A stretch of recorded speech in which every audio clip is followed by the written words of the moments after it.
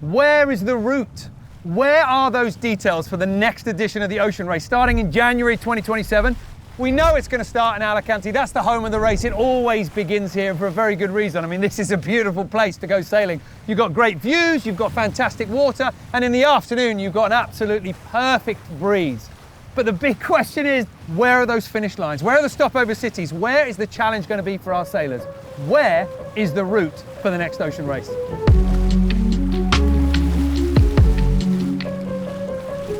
Now let's have a little bit of fun. Let's imagine that we've gone all the way in and maybe gone as far as Poland. We have a lot of fans in Australia and New Zealand. We have interest out of that region. What we just went and did is still consuming every ounce of my life.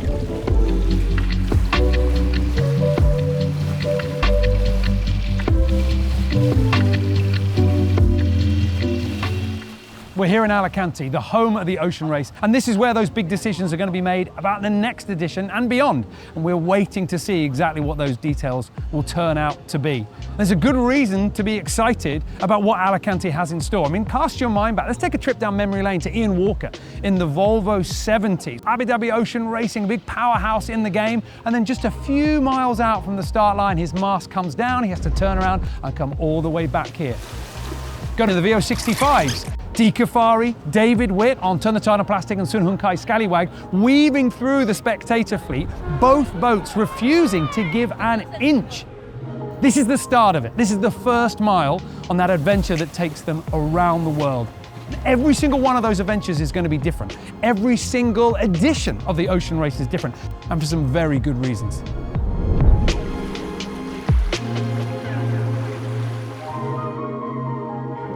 Why can't we just do what we've already done before? Why can't we reuse that iconic racetrack from 1973? It's a very simple reason. Our boats and our sailors keep getting faster. To illustrate just how far we've come to the beach here in Alicante, and I'm going to draw a map of the bottom of the world. At one point in the race, we are going to have to get our teams to race around the planet.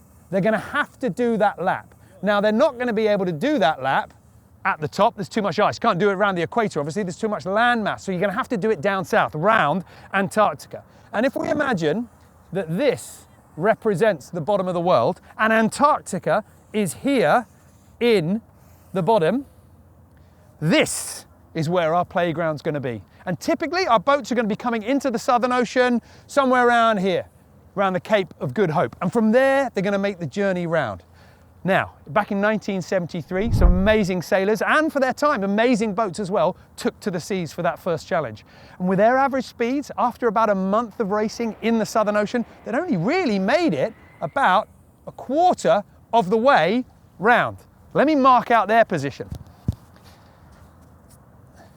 So Seula 2, the boat that ultimately won that edition. So they're about a quarter of the way round. Now, skip forward a number of years. Let's go to 93, 94, the Whitbread 60s really coming into their own. And in fact, in that edition, we did see some records broken, some new 24-hour records in the Southern Ocean. But even with that new average speed of around about 16, 17 knots, we're still talking about the boats coming in. And after, let's say, a month of racing, the best that a Whitbread 60 could hope for would be around about there. So pretty good, but it pales into insignificance as to what we are achieving today.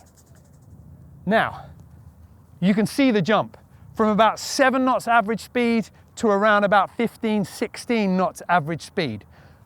But with the IMOCAs that we've got today, with the technology that they're using, and for the sailor's skill as well, after a month in the Southern Ocean, we can expect our IMOCAs to be making this full journey all the way round, and after a month, they can come right the way round to Cape Horn and then exit from the Southern Ocean.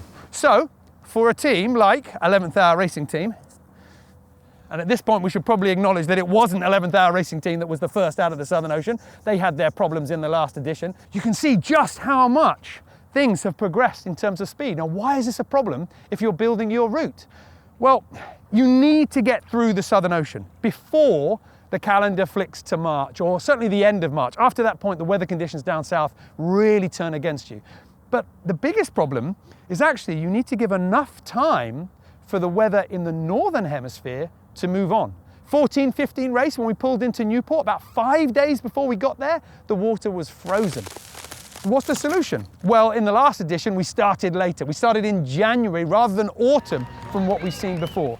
But you can see just how this relentless push for speed that we see with the designers and the sailors getting a little bit more savvy and understanding their equipment better and better, and those average speeds coming up, it gives a real puzzle for those of us that are trying to work out what the next route is going to be. How on earth do you make enough of a racetrack so that these sailors have a long enough competition, but they're not barreling into winter at the top and even the bottom of the world?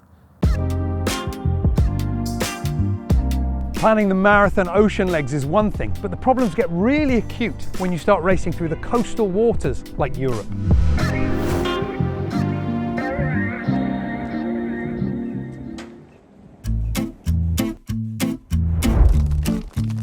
Does that look like Alicante to you? That one's gotta be... Come back to that one. Totally all made sense when I made it. There you go, look at that. The next time that our boats are going to be racing in Europe is going to be the Ocean Race Europe in 2025. Now, the first time that we held that event back in 2021, we only had 3 weeks of racing with 3 legs. We started off in Lorient, pushed down to Cascais before coming into the Mediterranean, stopping here in Alicante, and then that final push to Italy and Genoa for the finish. For this time around, in 2025, we're going to have 6 weeks of racing. It's going to start middle to late August and then run all the way through to the end of September. So we're going from 3 weeks to 6 weeks, which means we're going to need to have twice as much distance to soak up all that speed from our boats. And whether it's the Ocean Race Europe or whether it's going to be the Ocean Race in 2027, we're going to have about a month racing in these waters. Now, typically, for the Ocean Race, we'll see our fleet coming in along the top. They'll be coming in on that record-breaking North Atlantic leg. And in the past, we stopped at Galway. We've stopped in Ireland at Galway. Now, from there, where could we take them? Well, what we could do is we could run over the top of the United Kingdom, and then we could go into somewhere like, we could stop at Gothenburg. That was the finish in 2014-15.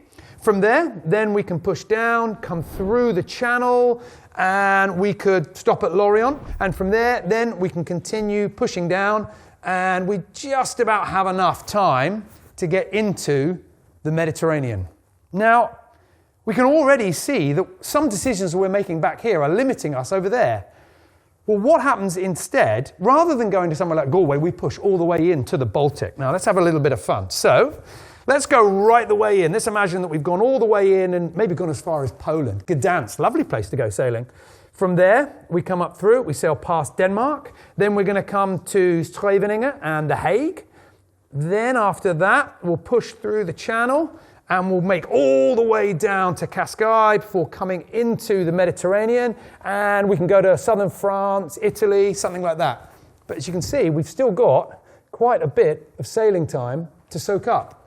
Now, we could fairly easily soak up that time by simply spending longer in each stopover venue, but nobody really wants that. We want to see our boats out on the water racing. So even with just this simple diagram, you can see some of the problems. Those people that are having to make these decisions, they're using a lot more than just string and cardboard. They're weighing up whether the ports are going to be capable, deep enough of taking our high-tech AMOCas, and also balancing all those commercial agreements and requirements from the teams as well. It's an awful lot of responsibility. One person feeling the pressure of those decisions is Mirko Grosner. He's in charge of linking together all our potential host cities. We climbed up to Alicante's beautiful Santa Barbara Castle to talk about the plans ahead. I mean, we've been looking at what a difficult task it is to solve that equation of getting everything working for a good race route. But where are we? What's the challenge that you are facing? Well, first of all, it's a lot of fun actually to put the race route for the next 2 races together. We have the World Race starting here in January in Alicante, going once around the world. And we have Ocean Race Europe, our second little child, if you want, that we're putting together at the moment. And it's a lot of fun. And obviously with the Ocean Race Europe, we have a few constraints there. We know that that's going to be a month long. Do we know a start, a finish, an area? I mean, where are you going to weave that trail? Yeah, we always said we want to start in the Baltics, go over to the Northern Sea, into the Atlantic, and then finish in the Mediterranean. We got over 20 cities out of Europe from the different regions, expressing their interest, putting in a bid, and now we're trying to put the best route, the most interesting route for the teams and for our fans together. For the ocean race, I'm right, yeah, January 2027, that's what has been sort of said is the intention. So we know we're going to start here in Alicante, fantastic place out there in January. Then heading towards Cabo Verde, as we all remember, expressed their interest for another edition. Oh, right, okay, yeah. Cool. So that is, then we have Cape Town. Yeah, it's kind of the Wembley of our sport, if you want. So that's certainly an option to go, and then going down, and then around Cape Horn, go to South America, Itajaí. In Genova already expressed interest to do 2 more editions. So we're working on a host venue agreement with them for 2 more editions. Then we go to the US. Then the very fantastic transatlantic race comes, where we saw speed records and all of that. So then the boats are back in Europe. I'm thinking about the Southern Ocean. That's always the first thing that people come to, isn't it? How much Southern Ocean are we going to have? Last time we had a lot, but in one go.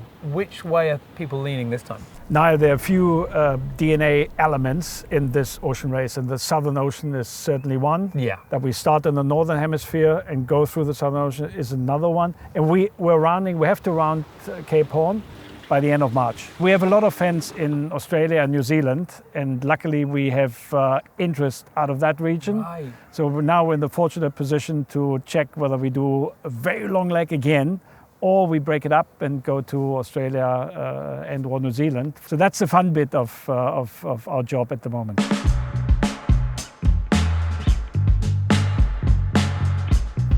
So while we're going to have to wait for more details of the next edition to be announced, some of our sailors from the last one are still recovering. None more so than 11th Hour Racing Team and their victorious skipper, Charlie Enright. I spoke to him earlier and asked him about his memories of that incredible edition. Charlie, thank you for talking to me today. The last time I saw you was, 6-7 months ago in Geneva. It was an incredible party. You were still wearing the bruises and the scars of the fantastical journey that you've been on. But that moment of you lifting the trophy, I mean, being the winner, has that sunk in yet? Well, I guess for starters, thanks for having me, Niall. Good to chat again. As it relates to your question, no, I don't think it has, honestly. How long has it taken you to, when your alarm clock goes on in the morning, how long has it taken you to realize that's just an alarm clock waking you to a nice day rather than the autopilot warning you about a wind shift? Yeah, I mean, I wish that alarm clocks were actually waking me up in the morning. I think sleep's certainly been hard to come by for a host of reasons.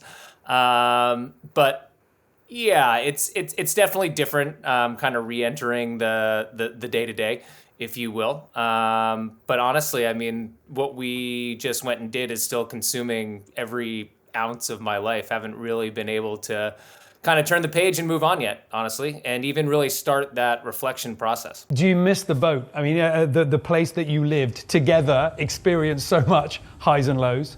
Is it somewhere that you're happy to leave it behind? Yeah, there's definitely like a vacant space in my heart, in my brain. Some people call it the PTSD, the whatever it is. Like it's real. It's a big letdown. You just go from such an intense situation with such a tight-knit group of people to being the assistant to the assistant to the assistant junior basketball coach for my son Thomas, So not that that's, anything to kind of shake a stick at, but, it's just, it's different. There's nothing like the ocean race. And, to think that you'd kind of keep living at that level even after it's over, would be naive.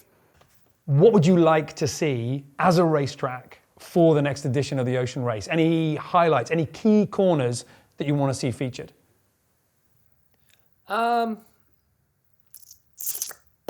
I think the amount of time we spent in the Southern Ocean was pretty cool. It's a majestic place, and kind of watching the old teams down there, right now is, there's a bit of jealousy. I saw the pictures of Charles Caudrelier that were taken at the Kirklands the other day, and it just reminded me of some good banter we had between all the boats on WhatsApp about stopping in for a pint at the Kirklands because they're only a couple hundred miles away, and it's just the albatross, the vastness, the feeling of remoteness. It's something that I miss, certainly, but I think 2 legs of that nature is about right. The long leg, although great, did get a bit grueling, and we were fortunate that the boats didn't really have any majors, but a reset halfway could be something to look into in the future. But certainly, 2 parts of the Deep South, if you will, kind of from Cape to Cape and then Cape to Cape would look pretty cool to me. What's it like when you see a home port announced on the route that has something special in terms of a connection with your team or with you personally? Obviously, I'm thinking Newport, Rhode Island for yourself, but for other teams as well, there's Kiel flyby, Milizia and Guya, that's a really special place for us. Is it as significant as I think it is?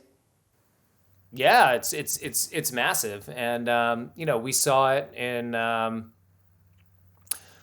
a couple previous iterations of the race, whether it was Green Dragon and Galway, or Sanya and Sanya, or Abu Dhabi and Abu Dhabi. I mean, it just makes every stopover experience that much more fulfilling, enriching. There's always just more on the line for at least one particular team.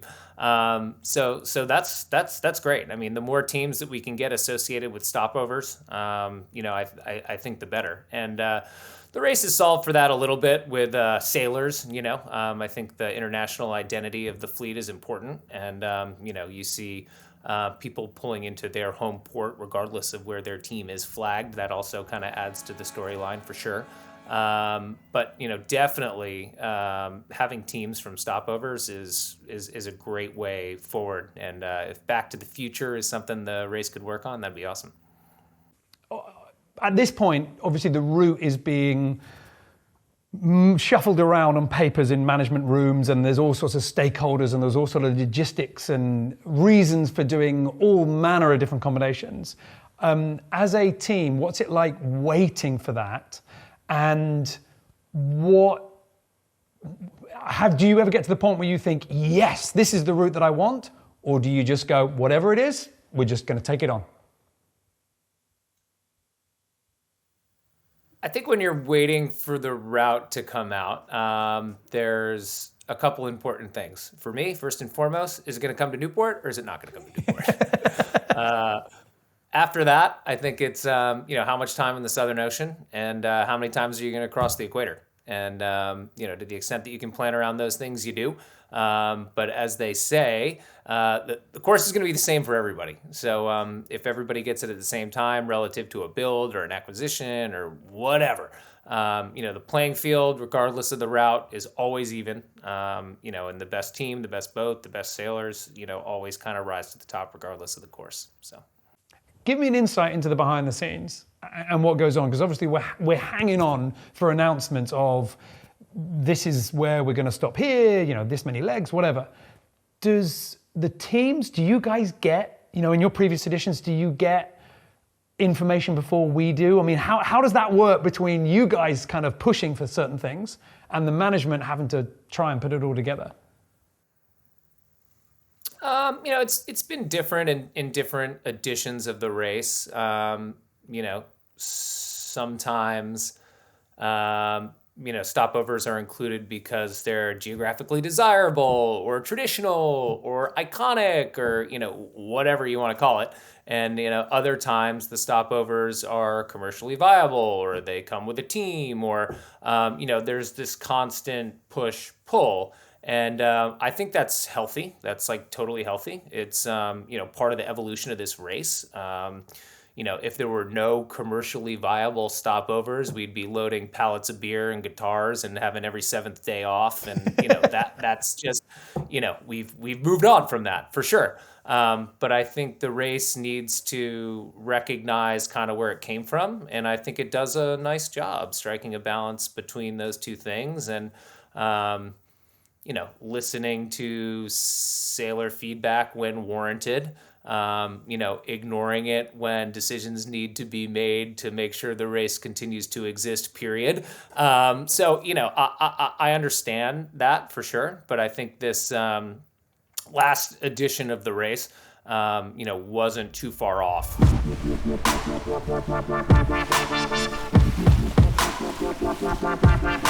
So many factors, so many things coming together, whether it's Mirko and all the logistical, the commercial, and all those kind of behind the scene moves to make it work. And fascinating listening to Charlie Enright speaking up for what I'm sure is a common feeling among the sailors, wanting just the right racetrack, just the right balance between challenge, risk, and adventure, something worthy of their time, their energy, their effort, and that pursuit of glory. We're, as fans, going to have to wait, and I'm sure there's going to be more information dripped out over the next few days, few months. It comes out here at Alicante, where everyone's working away at HQ. But the countdown has started for the next edition of the Ocean Race. We're going to have to wait a little bit longer to find out exactly what those details are. But for the teams, for the sailors wanting to take on that challenge, they are going to need to start getting ready now.